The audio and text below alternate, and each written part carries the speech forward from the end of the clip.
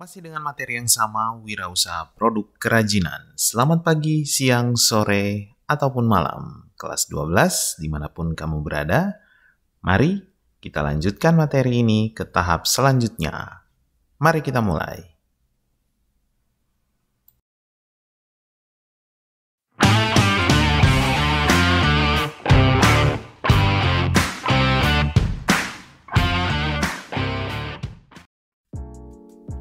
Pada pertemuan kali ini, materi yang akan kita pelajari dimulai dari kegiatan wirausaha. Kegiatan wirausaha yang kita pelajari dapat dibagi menjadi 3 tahap, yaitu tahap pertama yang berisi 1. Pembentukan organisasi dan pembagian tugas, 2. Menetapkan target dan strategi, 3. Membuat jadwal kegiatan, 4. Menetapkan biaya produksi dan harga jual, pembiayaan, serta alur keuangan. Tahap pertama. Pada tahap ini adalah tahap persiapan organisasi dan perencanaan produksi.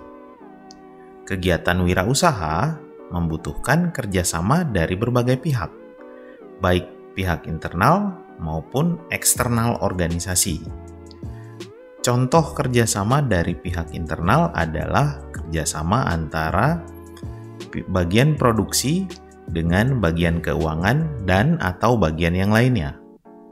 Contoh kerjasama dengan pihak eksternal organisasi adalah kerjasama antara produsen atau wirausahawan dengan supplier bahan baku.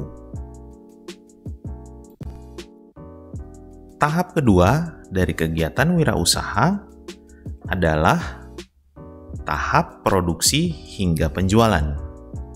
Pada tahap ini berisi 1. Melakukan produksi, 2. Melakukan quality control, 3. Melakukan pengemasan, 4. Melakukan promosi penjualan dan distribusi dari barang yang sudah kita produksi kepada konsumen. Tahap ketiga adalah tahap di mana wirausahawan melakukan evaluasi dari seluruh kegiatan wirausaha yang telah dilakukannya. Evaluasi bertujuan untuk mengetahui kekurangan dan melakukan perencanaan perbaikan agar wirausaha dapat berkembang menjadi lebih baik. Proses evaluasi dapat menggunakan metode analisis SWOT atau Strength, Weakness, Opportunity, dan Threat. Mari kita mengingat kembali materi mengenai analisis SWOT yang sudah pernah kalian pelajari di kelas 11 kemarin. Strength atau kekuatan. Ini merupakan keunggulan dari usaha yang dilakukan oleh wirausahawan tersebut.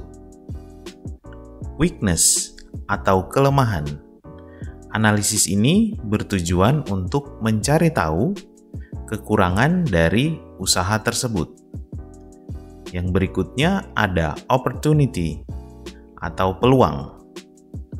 Analisis ini bertujuan untuk mencari tahu, memprediksi peluang apa sajakah yang ada saat ini dan yang mungkin akan datang di kemudian hari. Dan yang terakhir adalah threat atau ancaman. Analisis ini sama halnya dengan opportunity. Analisis ini dilakukan untuk mencari tahu, memprediksi segala kemungkinan adanya ancaman dari calon pesaing. Perencanaan usaha kerajinan untuk pasar lokal. Pada video pembelajaran kemarin, sudah kita pelajari bahwa pasar merujuk pada sasaran atau target penjualan produk yang dihasilkan oleh sebuah wirausahawan yang memiliki ciri atau kesamaan atau perilaku tertentu. Pada prinsipnya, pasar terjadi karena adanya permintaan dari pembeli dan penawaran dari penjual. Potensi pasar dapat diketahui melalui dua pendekatan, yaitu pendekatan permintaan dengan cara mencari tahu kebutuhan dari pasar sasaran. Pendekatan penawaran dengan mengandalkan kemampuan wirausahawan membuat produk yang inovatif. Jika dilihat berdasarkan luasnya, pasar dibedakan menjadi pasar lokal, pasar nasional, dan pasar global atau pasar internasional. Pasar lokal dapat dipahami sebagai pasar yang terbatas di lingkungan atau daerah yang sama dengan tempat produksi dari barang yang akan dibuat. Pasar dapat dibagi berdasarkan kesamaan perilaku pembeli. Pembagian pasar tersebut dikenal dengan istilah segmentasi pasar. Mari kita lihat lebih jauh mengenai segmentasi pasar. Secara umum, segmentasi pasar dapat dibedakan berdasarkan 1. Geografis atau tempat atau daerah. 2. Demografis. Dalam hal ini, demografis yang dimaksud adalah usia, gender atau jenis kelamin, bangsa dan etnis, pekerjaan, dan tingkat ekonomi. Yang ketiga, psikografis. Dalam hal ini, yang dimaksud dengan segmentasi psikografis adalah segmentasi yang mengarah pada karakter kelas sosial, gaya hidup, serta kepribadian dari pasar tersebut. Kebutuhan terhadap sebuah produk dari pasar lokal dapat kita ketahui dengan melakukan pengamatan terhadap pasar tersebut. Contoh pengamatan dari pasar lokal dapat digambarkan seperti berikut. Misalnya, untuk mengenali kebutuhan pasar sasaran siswa yang mengikuti ekstrakurikuler olahraga, kita dapat mengamati kebutuhan mereka. Pada umumnya, siswa tersebut berangkat ke sekolah dengan membawa baju ganti dan perlengkapan olahraga selain buku pelajaran dan kelengkapan sekolah.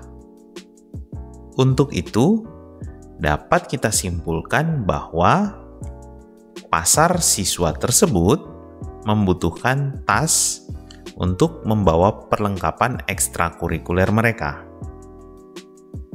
Bentuk, ukuran, dan warna dari tas yang akan kita produksi harus disesuaikan dengan kebutuhan dan keinginan pasar.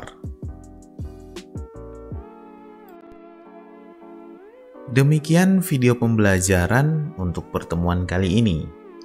Di pertemuan yang akan datang, kita akan mempelajari materi-materi yang baru masih dalam ranah kerajinan, dengan pokok materinya adalah wirausaha produk kerajinan untuk pasar lokal. Terima kasih. Kegiatan selanjutnya silahkan kalian pantau melalui grup WhatsApp.